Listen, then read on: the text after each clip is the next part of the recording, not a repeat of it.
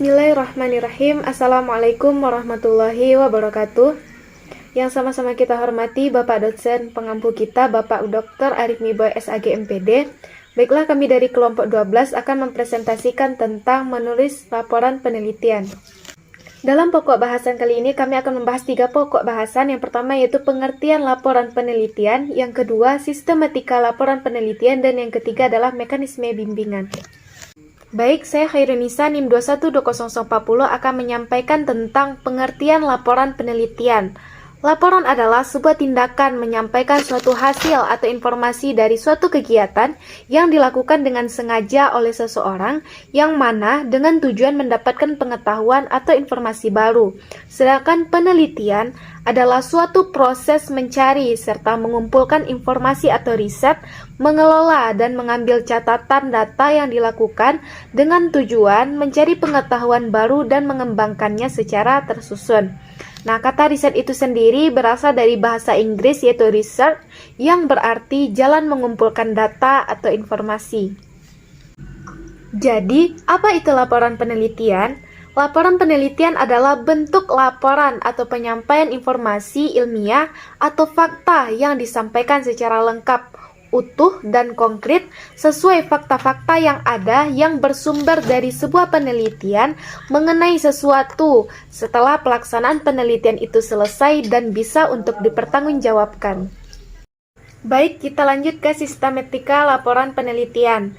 Sistematika penyusunan laporan penelitian adalah pengetahuan tentang tata cara pembuatan susunan laporan penelitian berdasarkan proses yang telah dibenarkan oleh kesepakatan para ahli.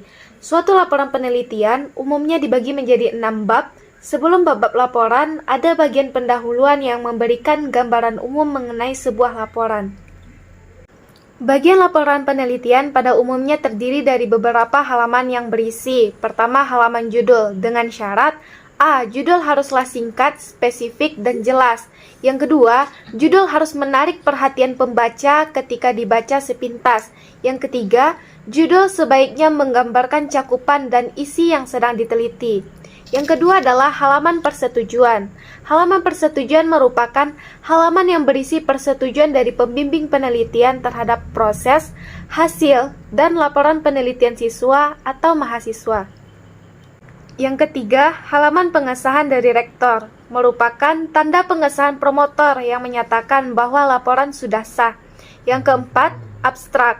Abstrak merupakan ringkasan hasil penelitian yang lengkap, yang mencakup permasalahan atau latar belakang, metode, dan hasil penelitian. Yang ketiga, tabel dan grafik tidak boleh dicantumkan dalam abstrak.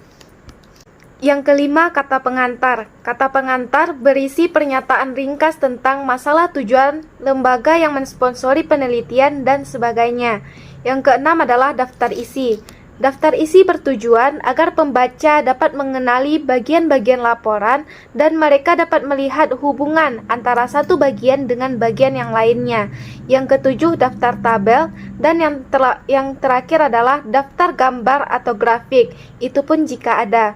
Untuk presentasi selanjutnya akan dilanjutkan oleh rekan saya. Baiklah, di sini saya akan melanjutkan pembacaan materi. Menurut Masun, sistematika penulisan laporan yang terdiri dari 6 bab sebagai berikut. Yang pertama, bab 1, yaitu pendahuluan.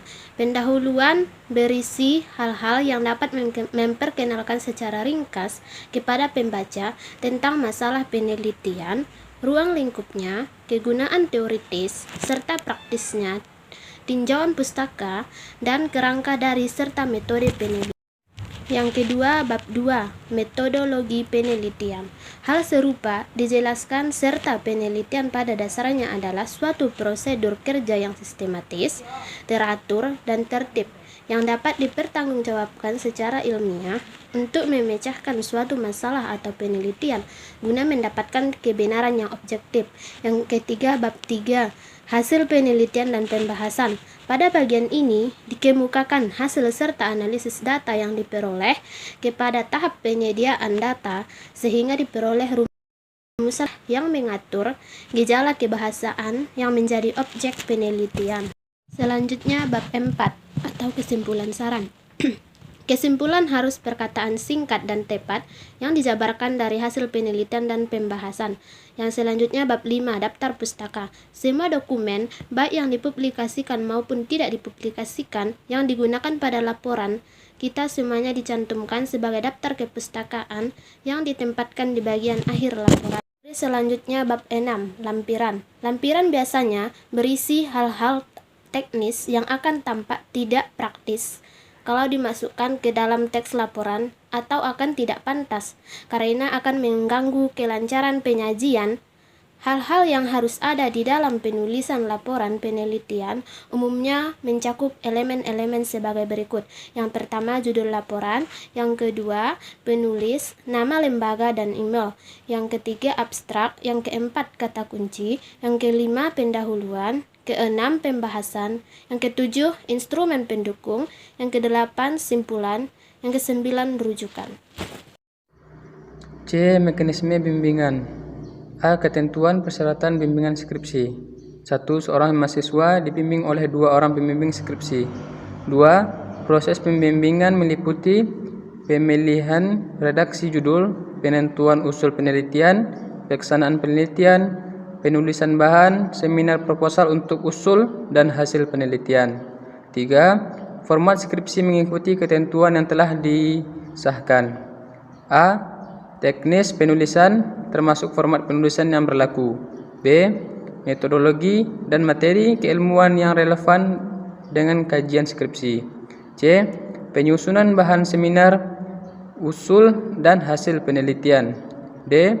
Penggunaan bahasa Indonesia yang sesuai dengan EYD. Dan 4. Memberikan informasi tentang literatur. 5. Menegur mahasiswa yang melalaikan tugas penyusunan skripsi. 6. Melaporkan kepada ketua program studi dan dosen PI mahasiswa yang telah melanggar peraturan dalam penyusunan skripsi. 7. Menyetujui permohonan ujian bagi mahasiswa yang dibimbing jika skripsi telah dianggap layak diuji. 8. Jika dosen pembimbing utama mempunyai pengalaman keilmuan yang lebih tinggi daripada pembimbing pendamping, pembimbing utama wajib membimbing pembimbing pendamping dalam proses pembimbingan. 9. Menguji skripsi. 10. Menyelesaikan kimia uji skripsi. Dan yang B, tugas dan hak mahasiswa. 1. Mendapatkan bimbingan oleh 2 dosen pembimbing masing-masing, bimbingan utama dan pembimbing pendamping untuk menyesuaikan skripsi dan ujian skripsi.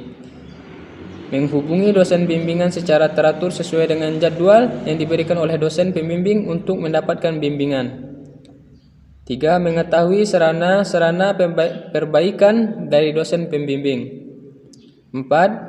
Mengomunikasikan secara baik berbagai perubahan dalam skripsi kepada dosen bimbingan, syarat untuk menjadi dosen pembimbing. Yang C. Tata cara bimbingan skripsi. 1. Mahasiswa mengajukan topik penelitian dan rangka proposal pada ketua program studi atau penanggung jawab skripsi yang ditetapkan ketua prodi. 2. Mahasiswa mengajukan bimbingan kepada dosen pembimbing. 3. Mahasiswa menyusun dan mengajukan usul penelitian di bawah bimbingan dosen pembimbing, dan setiap kali bimbingan mahasiswa melampirkan kartu kendali bimbingan. 4. Mahasiswa meminta persetujuan dosen pembimbing untuk seminar proposal penelitian. 5. Mahasiswa melaporkan kepada sekretariat tentang pembimbing skripsi, judul penelitian, dan menyerahkan fotokopi surat pengajuan topik penelitian. 6. Sekretariat mengambil dan mengarsipkan SK pembimbing. 7. Mahasiswa mengajukan proposal kepada ketua program studi untuk melaksanakan seminar sebelum penelitian dilaksanakan. 7. Mahasiswa mengajukan proposal kepada ketua program studi untuk melaksanakan seminar sebelum penelitian diselesaikan. Mahasiswa yang mendaftar seminar harus menunjukkan kertas kehadiran seminar minimal 5 kali kehadiran. 8. Ketua program studi atau penanggung jawab skripsi menentukan dosen pembahas dan melaksanakan seminar usul penelitian yang dihadiri oleh beberapa mahasiswa, dosen pembimbing, dan dosen pembahas. 9. Mahasiswa mengajukan perbaikan usul penelitian dan meminta persetujuan pelaksanaan penelitian kepada dosen pembimbing. 10. Mahasiswa melaksanakan penelitian atau penulisan skripsi atas bimbingan dosen pembimbing. 11. Mahasiswa meminta persetujuan dosen pembimbing untuk seminar hasil penelitian. 12. Mahasiswa mengajukan hasil penelitian atau skripsi kepada ketua program studi atau tim skripsi untuk diseminarkan. 13. Mahasiswa mengajukan perbaikan hasil penelitian dan meminta persetujuan pembimbing untuk pengajuan layak uji.